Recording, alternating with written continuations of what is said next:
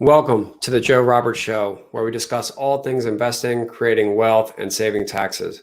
Today, we have a special guest, Giovanni Mendez, and he's a tax expert in Puerto Rico, where I moved to in 2014 and acquired a tax degree myself. How you doing, Giovanni? Doing great, Robert. Thanks for having me. Give us some background on yourself, and why did you actually choose to be a corporate and tax attorney? Yeah, so like you mentioned, corporate and tax attorney.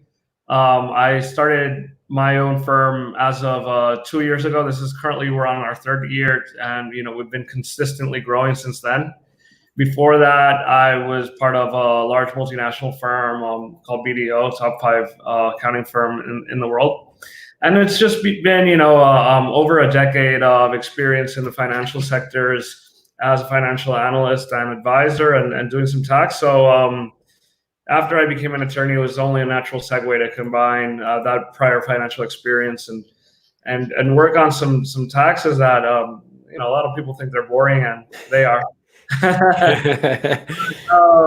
But as boring as they may be, it really affects, you get to see how business works, the ins and out of many different types of business, because it's something that is going to affect everyone, no matter what. And we see that a lot recently with changes on legislation. You're always going to have the tax discussion of how it gets paid and where it comes from. So it becomes interesting. And what services does your company provide today? So we're based out of Puerto Rico. Our main focus is getting investors down here to move to Puerto Rico under the tax incentives programs available here. But since we do work on a hybrid legal system here in Puerto Rico between the U.S. and Puerto Rico, we also do some U.S. and multinational tax planning, because we really see the interface of that. What is our second nature, our day-to-day, is always the U.S. considerations and the treatment for foreign entities. So when things roll out, like changes in CFC rules and guilty tax and whatnot, that doesn't help us exclusively. So we're also really able to help other U.S. companies with foreign operations outside of Puerto Rico. But again, the main goal would be to get as much people as we can down here taking advantage of these tax incentives. I mean, in all your career and work, how important is it, and how much does tax cost somebody over their lifetime? I mean, I think sometimes don't really realize it in their everyday life, but over their lifetime, I'm sure you can see the type of savings that someone can have by these programs.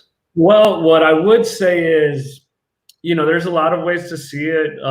One is, a very simple one. If you're a day trader and you're paying almost 50% of your gains in tax, even if you're the best trader, you're losing half of what you make. Yeah. Coming down to Puerto Rico, all of a sudden you get to keep all you make. So you become a better trader just because of that. Your returns are better, and that's a change in lifestyle itself.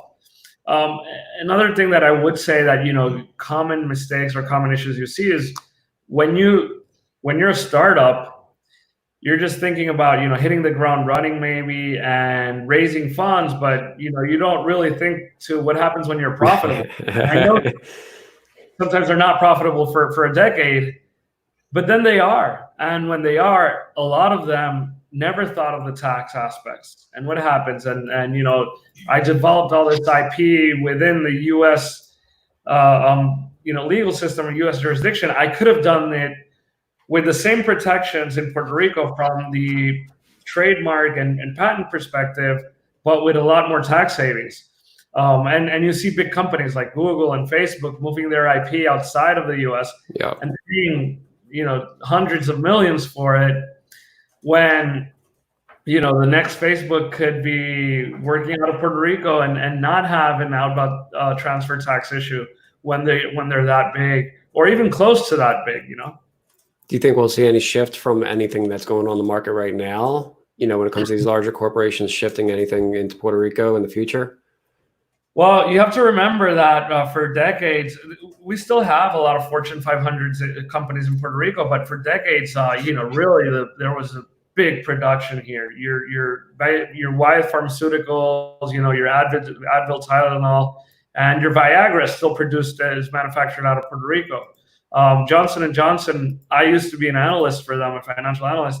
At one point, they had 12 manufacturing facilities in Puerto Rico. So they still hold some of that presence. Now we're seeing a lot of pressure from U.S. Congress, from private sector to find a way to bring manufacturing back under the U.S. flag. And Puerto Rico allows you to do that. You're creating U.S. jobs, you're working under the American flag, and if structured properly, you get great tax savings because of that. Yeah. So do you think that's, I guess I'm alluding to, everyone's talking about China right now, and manufacturing over there and trying to bring it back, stateside or in U.S.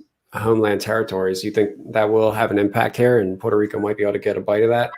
Yeah, absolutely. There's definitely several initiatives to that point. There was legislation already filed by a Republican senator. It's called the Beat China Act. And that's specifically focused on bringing manufacturing to Puerto Rican soil. Okay. There are groups already, exploring what was left behind, what's the condition of the factories. So, yeah, I think a lot of things are aligning for this to make this happen again. Kind of give some perspective to people. The cost of a great tax attorney or CPA compared to the savings.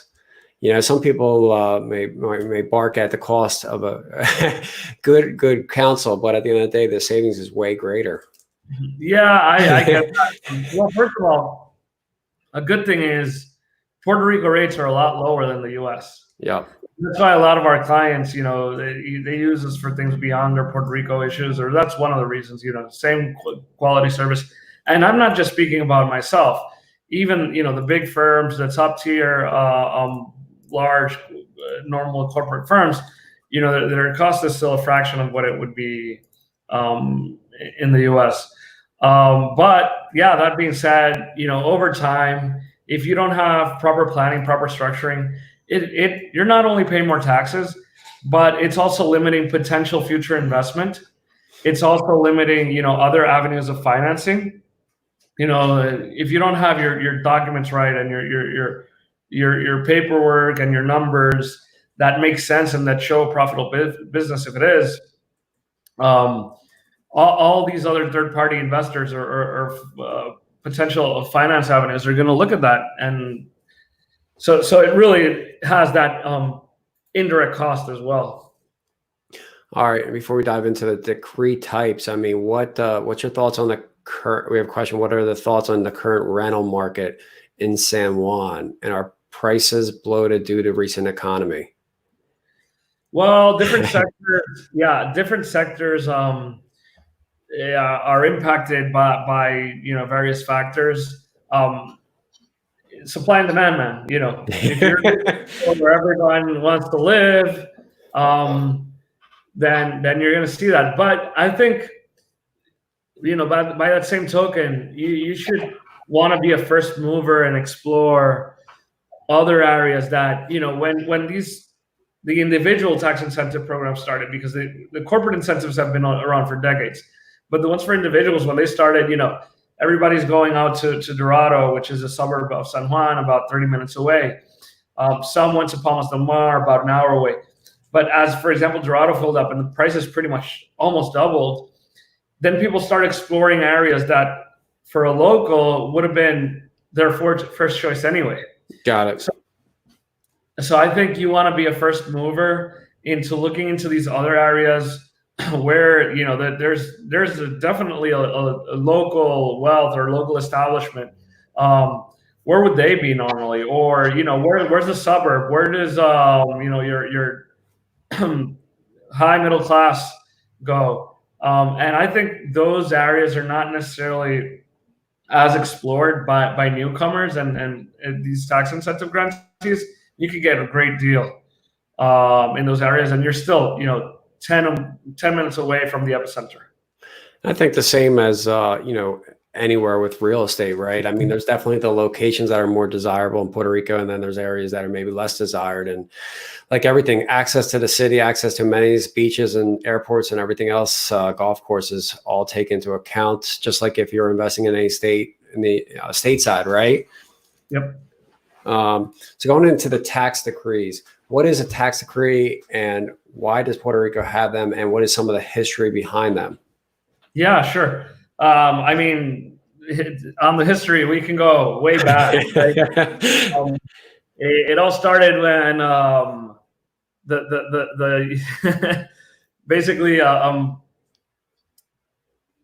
the principle of no taxation without representation is the reason why Puerto Rico has a different tax treatment. So even if you're a U.S. citizen, but you live in Puerto Rico, you don't have direct congressional representation, you don't vote for president. So while you live here, there's no federal taxation on Puerto Rico income. And that has allowed, Puerto Rico and other territories of the U.S.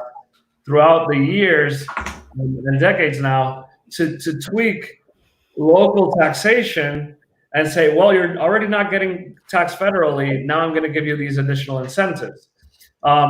So, in the 70s, like I was saying, there was a big manufacturing boom here in Puerto Rico.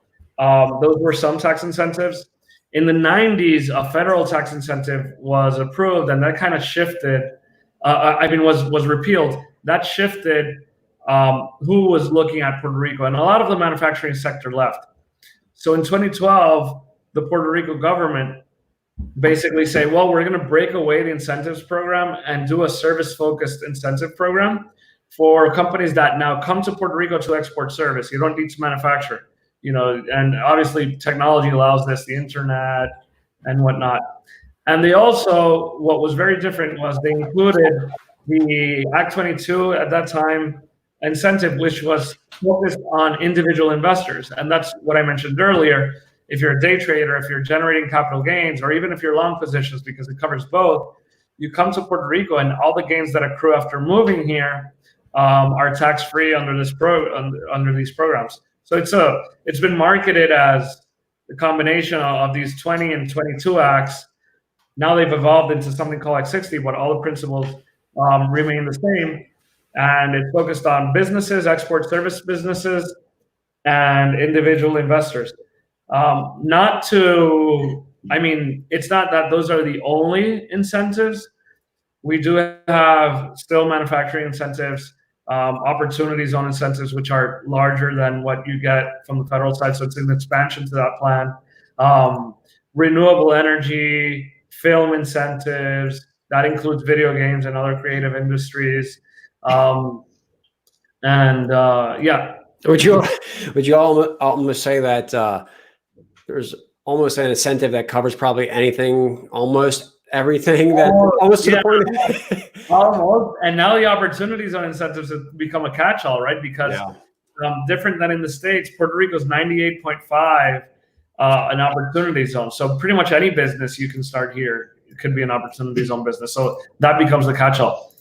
Got it. And how would that is that work for only Puerto Rico residents? Stateside residents?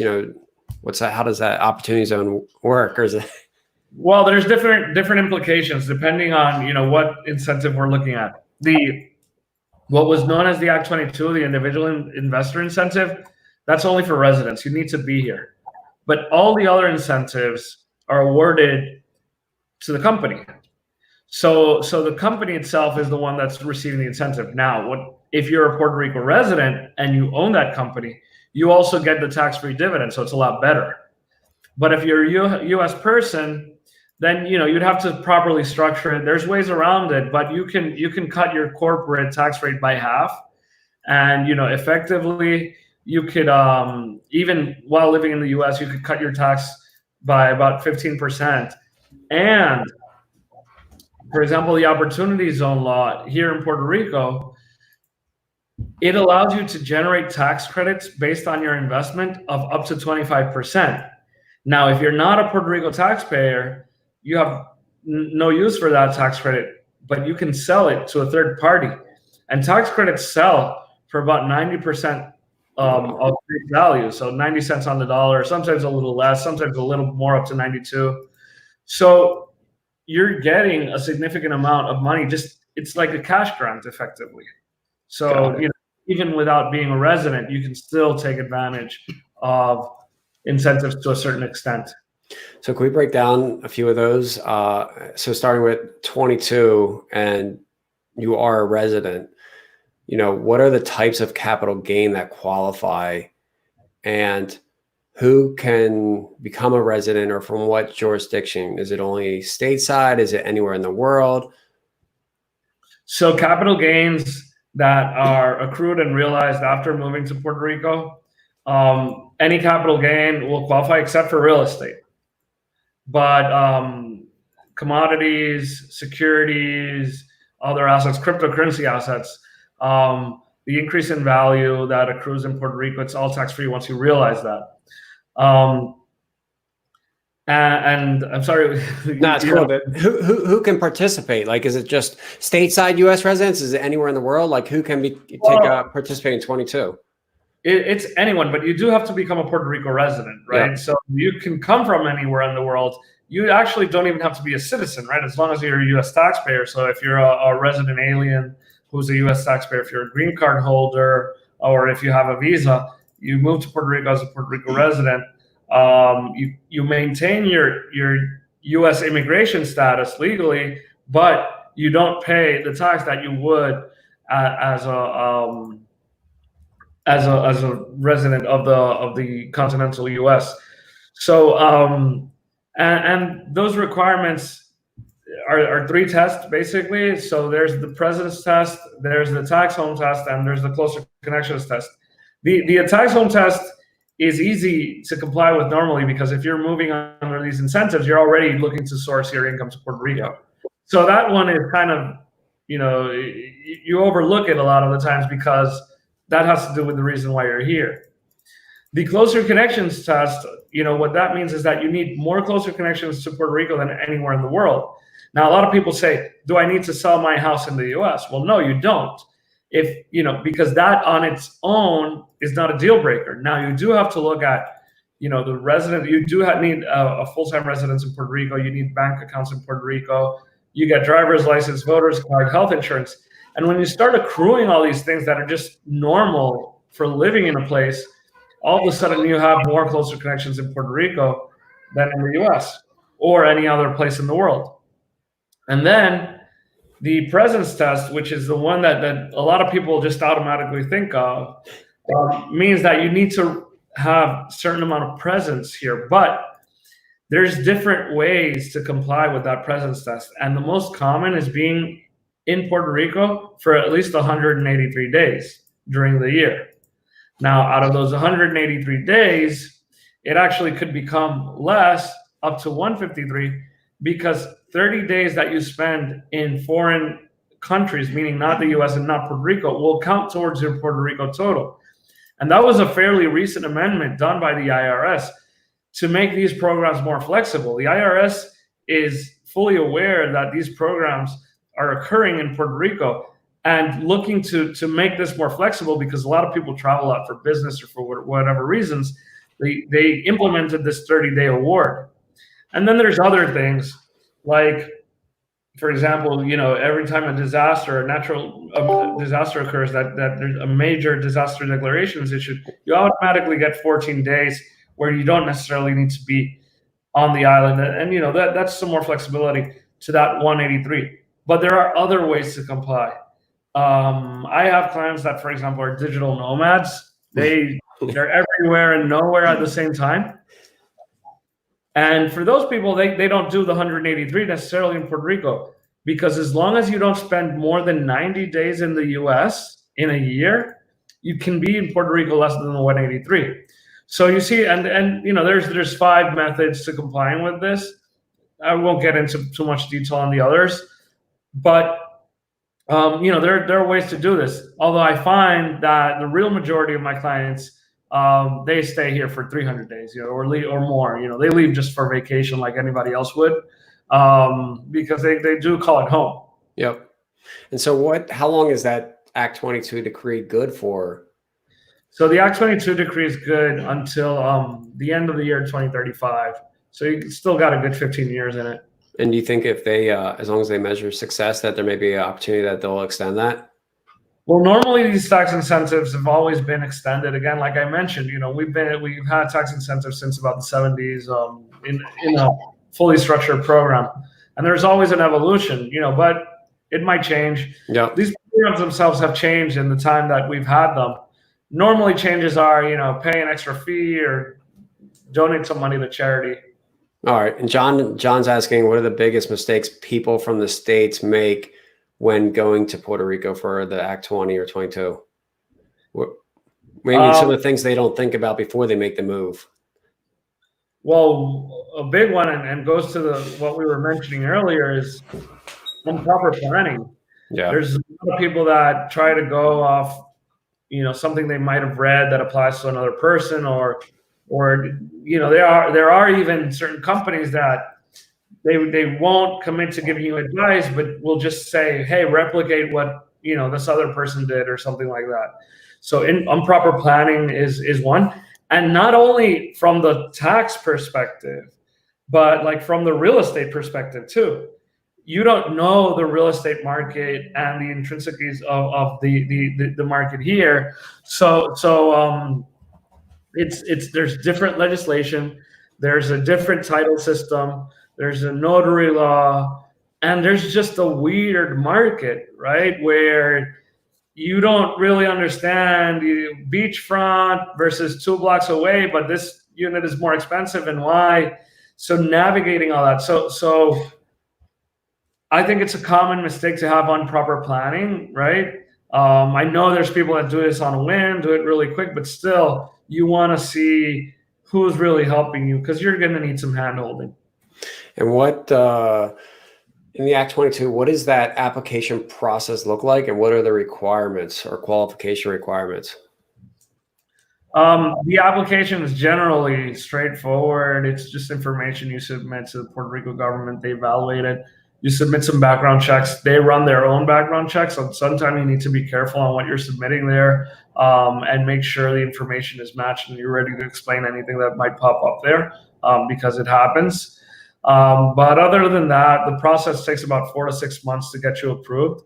And once that comes full circle, you get approved, then you pay certain fees as well. And then you accept the grant, and you officially have a contract with the Puerto Rico government. Is that effective on the day you first apply or move there, or how does that? It varies by legislation, but for example, in the case of Act 22, because of how the tax system works in federal legislation, if you move at any point before June 30th in a given year, transactions that started and ended after January 1st are covered. Even if let's say someone moves in May, yeah, but purchased the stock in January and sold it in February, that transaction would be covered. So it's going to vary by situation and by grant, but the individual incentives do go back to the beginning of the year. The business incentives, normally as of filing date or any date after the application was properly submitted. And it happens, you might have an application submitted, but a few months down the line, the application is found wanting or incomplete. Then you're going to have to restart your period on when you can receive the incentive. Got it. And so then rolling into Act 20, right? What are the types of services that covers, or how does that decree work? So Act 20 is the Export Services Act. So it's going to cover net income of a business that provides the service from Puerto Rico to clients outside of Puerto Rico, anywhere in the world. So it could be any type of business: consulting, legal services, marketing. It could be affiliate marketing services. And you need to structure properly, because you need to structure, and maybe this goes to the question before as well. A lot of people see the Puerto Rico programs and Puerto Rico legislation as straightforward, and the Puerto Rico government's trying to get you here, right? So they're saying, yeah, we'll give you the incentive. But there's a direct interplay and interaction with the U.S. government and U.S. legislation. So in the example I was going to give, if you're an e-commerce company and you sell into the US, the Puerto Rico law says that's okay, because they say, well, trading companies are going to have exempt income. But US has specific rules as to when you're selling goods into the US and how that's taxed. So you see, that's a very common issue with e-commerce companies, and then they have to restructure when they figure this out, or sometimes they don't, and then they're exposed. So that's why you need this proper planning and take into consideration what the federal rules are as well. And how does the Act 20 apply to people that may be a non-resident? How can they benefit from that? Non-residents of Puerto Rico? Yes. Yeah, so it gets a little complicated because there's CFC rules that come into play, unless they have Puerto Rico partners. But assuming they don't, controlled foreign corporation rules apply. But there are certain deductions that a parent of a controlled foreign corporation could take, and in some cases, an individual can elect to be treated as a corporation for these purposes as well. So that brings down the tax rate from a 21% corporate tax rate to about an effective 11% tax rate. So there is some savings to be had as well even for non-residents through that type of structure. And when you say effective, is that because you have the U.S. federal tax getting a partial, and then you have the Puerto Rico? You pay 4% to Puerto Rico, and then what happens is you distribute to the U.S., and in the U.S. return, you calculate a 10.5% tax.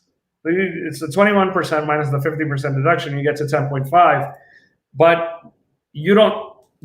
You deduct 80% of the tax paid to Puerto Rico. You take a credit for that.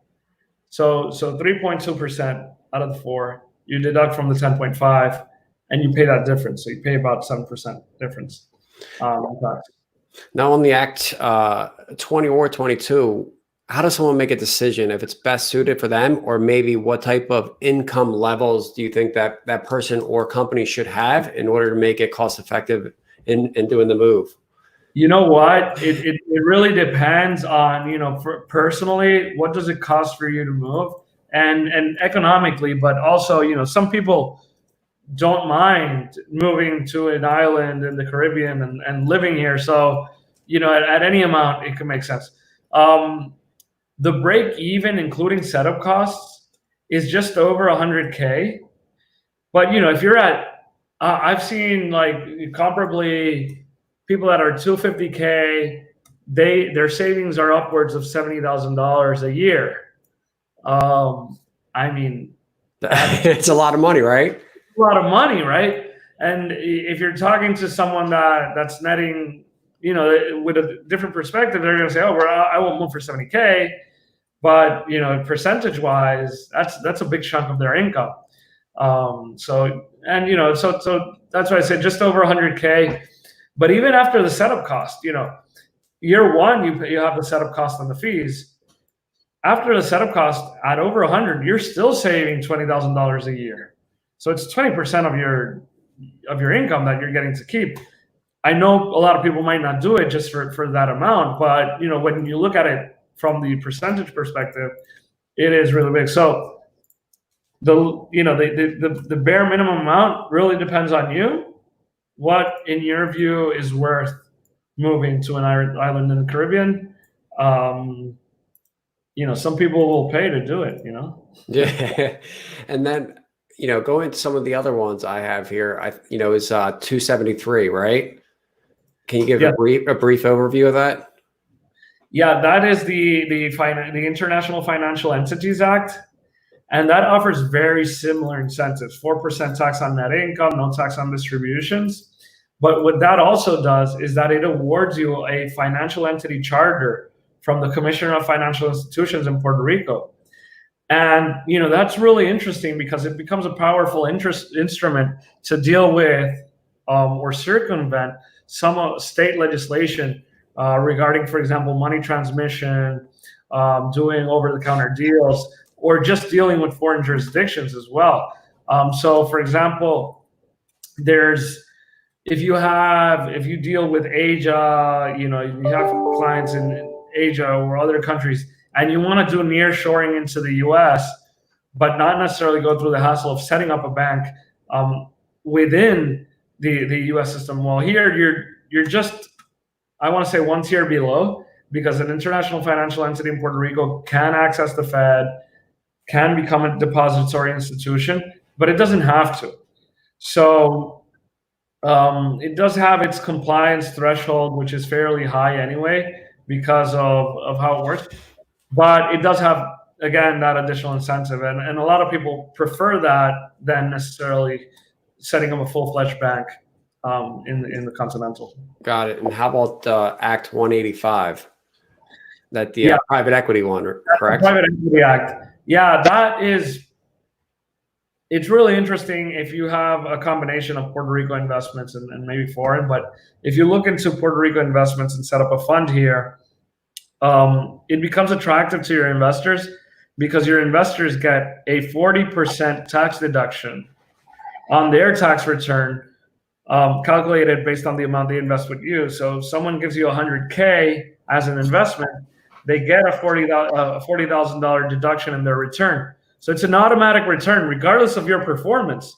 If 3-4 years down the road, you just give them back the $100K, they still save money on their taxes. So they still have an automatic return there.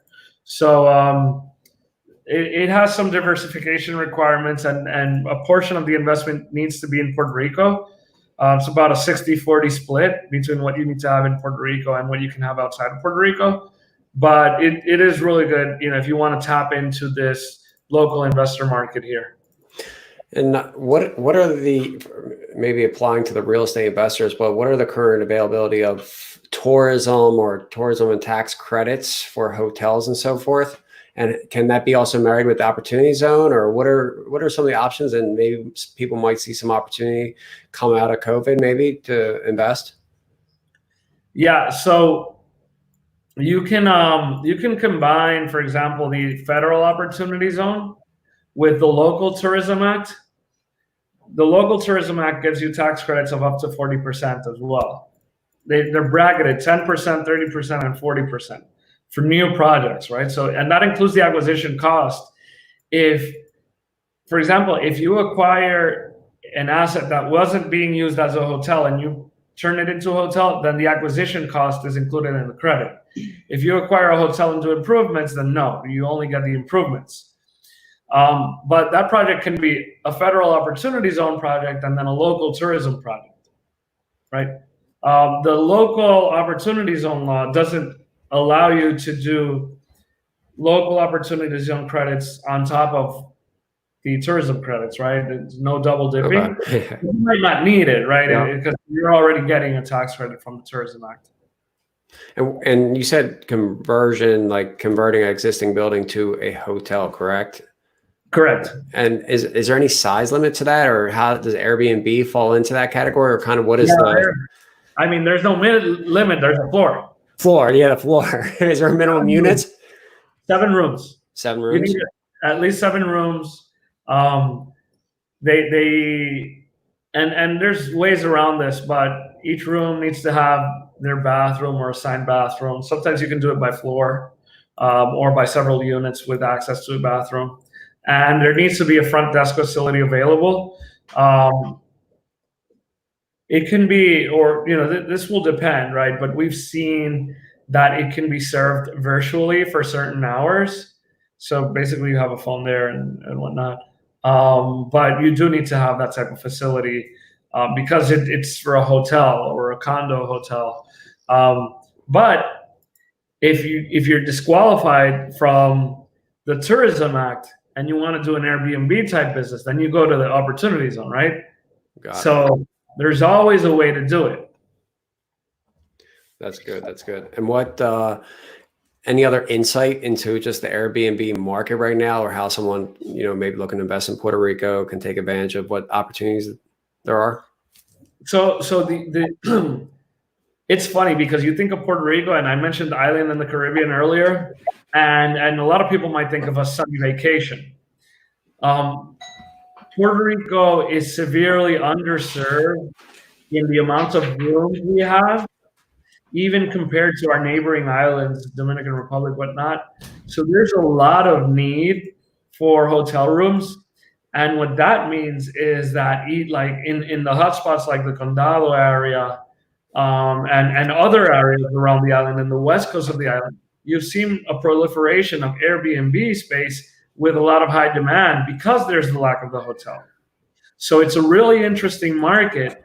And actually, the Puerto Rico government and Puerto Rico Tourism Company are pretty much aware of this. So they're looking to help you and steer people towards your Airbnbs and your units. So where maybe in other jurisdictions you see a head-on collision, head-on fight, even here, you might see comments come up now and then, but it's not real. Hotels have maintained their occupancy level at 70%.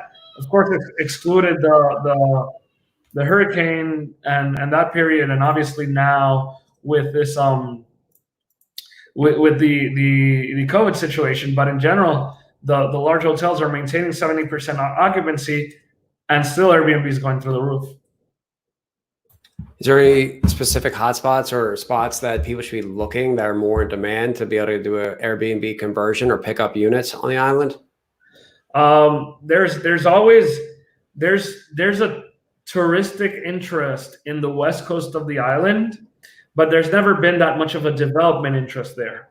So, these nice scenic properties, maybe up in a hill with some beach view, or up in the mountains or whatnot, you're seeing a lot of that. There's good opportunities, and there's people that literally, that's the way people want a vacation now, right?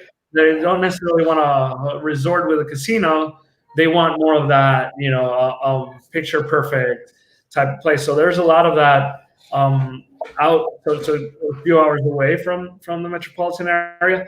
And then your obvious, even within Condado, across the street from the Concha and Vanderbilt hotels, which are large hotels here, even there's a lot of demand for alternate type of hospitality. So that, and then Old San Juan, also very interesting for that. Those are the places I kind of stay. All right, let's see if we can answer this question from John here. What is the safe amount of salary you must claim versus a corporate distribution on, let's say, 500K or $1 million? Yeah, so there's no specific guidance that will give you a percentage. The only guidance issued locally sets a cap and says that if you're not paying yourself a reasonable salary, the Puerto Rico government can adjust your compensation up to 350K. But they don't give you what they say a reasonable salary, but they don't define that. They say based on the Puerto Rico market. So for my clients, depends. I give them certain safe harbors sometimes depending on their particular situation and my experience. But another recommendation could be reaching out to a recruitment firm or a headhunting firm, giving them the description of the services that you would be performing as an owner, and say, well, this is what I do as an owner, because owners do different types of work, and then compensate yourself based on that. But again, it's going to vary by market. All right, cool. And so how about going into living in Puerto Rico? What is the process in which one must take to become a bona fide resident?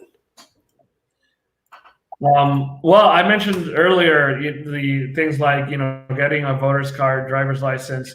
You need to open a bank account, and you can't work your way around this. It's very important that you open a bank account locally, and that your Puerto Rico bank account is your main day-to-day banking account. You can keep brokerage accounts elsewhere, or certain investment accounts elsewhere, but you should have a substantial amount of deposits in Puerto Rico, and you should do your day-to-day out of here as well. And then obtaining health insurance in Puerto Rico, you have to be careful, because certain providers or certain states will only allow you to be insured if you're a resident of that state. So some people want to keep their health insurance from the U.S.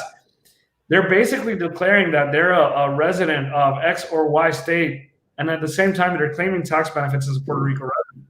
So I know, sometimes it takes getting used to or having to do or understanding a system or whatnot. But these are very important things that you do need to do. Yeah, wait, another question is all of PR considered an opportunity zone or only certain areas? Go over that again. It's 98.5% of the island that is considered an opportunity zone. It's pretty much everywhere. Basically, where do we not have opportunity zones? Well, there's federally reserved land. There is an old base on the east coast of the island called Roosevelt Roads. There's a lot of development opportunities there, but unfortunately, because there's no census data, nobody lives there. We didn't, it can't fall within a census tract for opportunity zones. And then, for example, the area where the hotels are that I mentioned earlier, La Concha and Vanderbilt, those parts of Condado, they aren't an opportunity zone. But if you go to the edges of that area, it is. So, there's a fine line of where you're still in that tourism hotbed and it's a opportunity zone. Same thing for Isla Verde Beach. Got it. And what are the typical housing solutions and or like where do people most opt to live when they're moving to Puerto Rico right now? What are certain areas people should check out first? Originally, a lot of people would move to Dorado Beach. It's gotten fairly expensive. Some people still want to live in there, but the properties are in the millions, and monthly leases are in the tens of thousands. Within those gates, it's beautiful. It's managed by the Ritz-Carlton and whatnot. And there's a Ritz-Carlton Reserve hotel inside the property.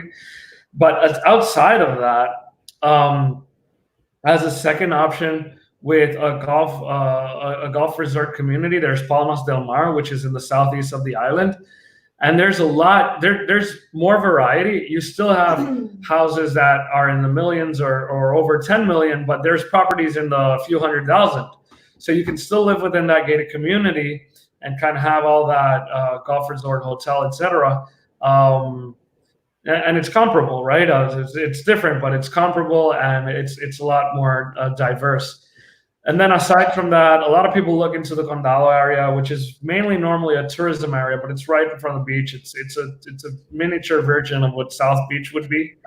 A lot of people look into that, but my recommendations is if you want to stay within the San Juan metropolitan area, I would look for suburbs like Guaynabo.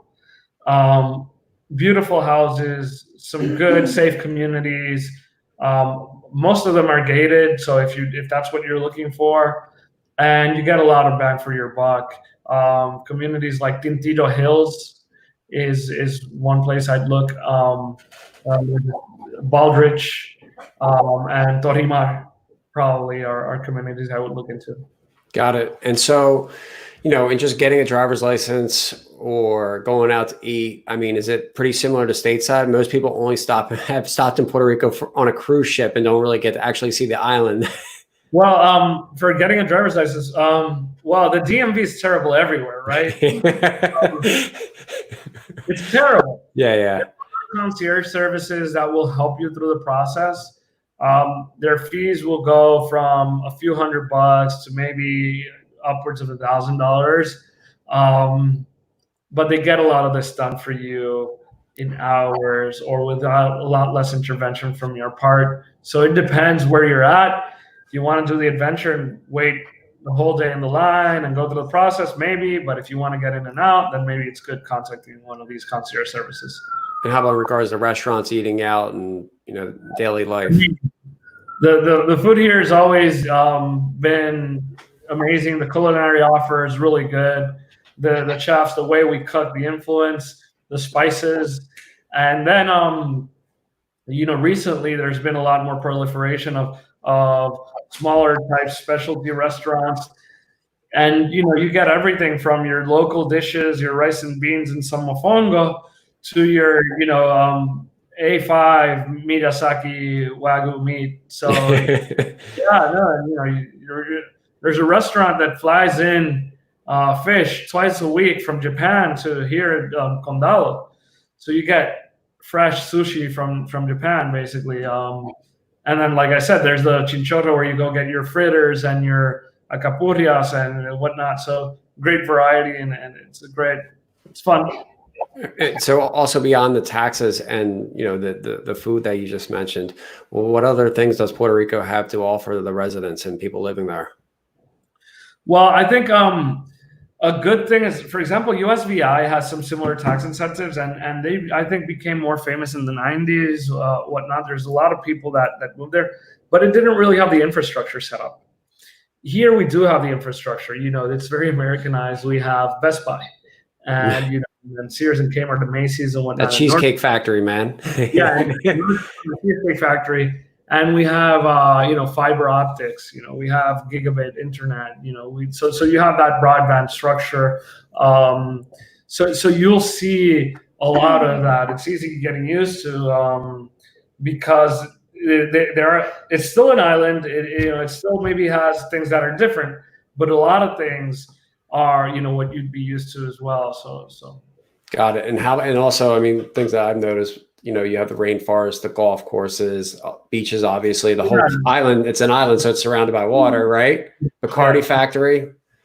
Yeah, there's some great rum.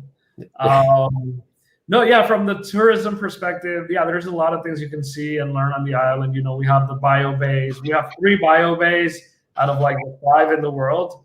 So different experiences, nature trails here, and we have the rainforest, and we have underwater cave system. Under earth cave systems. There's snorkeling. There's a lot of beautiful things that you can do. There's a few good golf courses around the island as well. So yeah, a lot of good things to do. And then for those who like to surf, you can go out to Rincon or Isabela. They actually do like pro surf circuits that you travel around the world, to these competitions, and they host a couple of those. You get like 2 a year between Isabela and Rincon. So it's very interesting. Got it. And so, I mean, I'm sure people have seen Puerto Rico in the news over the last few years as there's been some different challenges. How are they doing in, just a general recovery and rebuilding and taking care of things? You know what? Puerto Rico's supposed to be bankrupt, right? Yeah, but when you kind of hindsight view and say, well, we're going through a bankruptcy. We went through 2 major hurricanes, unemployment or whatever, and now this COVID thing, and we're still pushing through. I'm like, well, I think the economy wasn't as bad as that you would have thought, because we're still up and running, and in certain sectors there's even growth. No, but we are going through the reorganization process. There's a lot of politics involved, but I mean, politicians and governments, you just see the same thing around the world, where a lot of people fail in what they're supposed to be doing. So we've been affected by that as well, whether it was corruption at one point or just bad management at other points. We've seen that, but there's still a lot of oversight. And what you do find is that there's a lot of private industry that is resilient and looks to grow. Not only the ones coming here, but within the local. There's a lot of entrepreneurial sense here, and I think that helps the island thrive a lot. So you'll see that. You have to be here probably, and you'll understand these type of things. Let's see here. Let me put it up here. We have a question from Goodwin. How are recreational activities such as fishing or shooting? So fishing, you can fish. You can fish. You get a recreative license or you get a commercial license. Shooting, no hunting, but target shooting in a range. And there's several ranges, and there's armories that have clubs in the island. They flexibilized the gun ownership laws just recently, so it's easier to get a gun permit now. So yeah, but no open hunting. Fishing, right? Yeah. Fishing. And so I guess in these times of the current economic, what's going on in the world right now, how is Puerto Rico managing what's going on? What are they doing? Well, Puerto Rico was actually the first jurisdiction in the United States to shut down. We've been in the shutdown for about 40 days right now. I think a little more. The curve seems to be flattening in Puerto Rico. There have been problems with testing, problems with numbers, problems with obtaining tests from the government, but there's also a lot of private party testing. So we do need more numbers, but I think the early shutdown did help, obviously, contain the curve at one point, and they also imposed travel restrictions. You are getting your temperature taken, and you're getting screened at the airport. They were running tests at one point. So despite some negative things you can hear, there are also a lot of efforts going on. We're not impervious to what happens in the U.S., right? Because although the travel was restricted, that's a federal determination at the request of the Puerto Rico government, but the determination is made federally. So we are affected somewhat from that, but I think compared to a lot of jurisdictions, we've done pretty well so far. And any other insight you want to leave everybody with the whole current situation, what's going on, and what your outlook may be for later in the year? Yeah, like I said, surprisingly, or I think we were talking about this offline, there are people moving here. There are people moving forward with getting this done, whether they had it planned or they're doing it now. So I think it's an interesting time. If you're looking to purchase property, maybe it's a good time to get some fire sales, right? Yeah. Some people might be willing to because they don't know. But the prospect is that people continue to be interested coming in here. And then again, with the bringing manufacturing back to the U.S. soil, U.S. territories, whatnot, it's something that everyone seems aligned in wanting to do. And Puerto Rico, whether we are the most benefited or the worst, you have to remember a lot of these companies are already here. So you're talking about Roche Pharmaceuticals doing testing. Well, they have a factory down close to Ponce. Abbott has 3 plants in Puerto Rico, and Pfizer and AstraZeneca, all this pharmaceutical industry, a lot of them already have a presence here. So whether it's some of them leasing out space to other people in the industry, or revamping some of the old factories that have maybe been closed for 10 years or more. If that happens, if the U.S. does bring back manufacturing to U.S., so Puerto Rico is definitely going to receive a benefit of that. And it seems like everybody in the U.S., just listening to CNBC this morning, they're talking about this, and they're really wanting to do it. So Puerto Rico will benefit, and that's going to mean a lot of things, direct injection and indirect. In the real estate market, there's going to be a need for housing, right? Yeah, for all the workers. That's good. I mean, I appreciate everything today. If people want to get a hold of you and talk to you and or hire you for your services, what's the best way to get a hold? Yeah, so you can feel free to visit my website, www.geo.tax, so geo.tax, or you can shoot us an email at ea@geo.tax. All right. Well, I thank you for joining us today, and thank everybody else. Thank you. All right.